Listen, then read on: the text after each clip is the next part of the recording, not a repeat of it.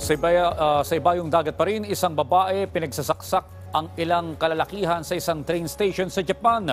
At leader ng Hezbollah Group may banta sa Israel. Si Joy Salamatin sa sentro ng balita. Tatlong lalaki ang sugatan matapos pagsasaksakin ng isang babae sa loob ng isang tren sa Tokyo, Japan. Dahil sa insidente, pansamantalang itinigil ang operasyon sa Akihabara Station. Agad namang naaresto ang babaeng sospek habang patuloy na inaalam ang motibo sa krimen. Mabigat ang naging banta ng leader ng Lebanese militia na Hezbollah sa Israel. Nagbabala si Hezbollah leader Hassan Nasrallah na igaganti ang pagkakasawi ng kanilang deputy leader na si Saleh al-Aruri. Mababatid na nasawi ang opisyal matapos maglunsad ng airstrike ang Israel Defense Forces sa Beirut. Giit nito, hindi sila takot na magkaroon ng gyera.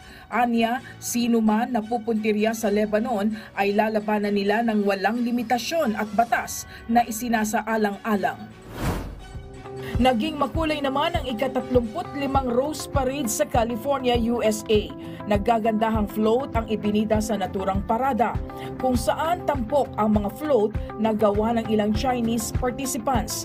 Aabot sa halos 40 float ang nakiisa sa parada ngayong taon, kung saan bawat isa ay may istoryang ipinaparating. Joy Salamatin para sa Bayan.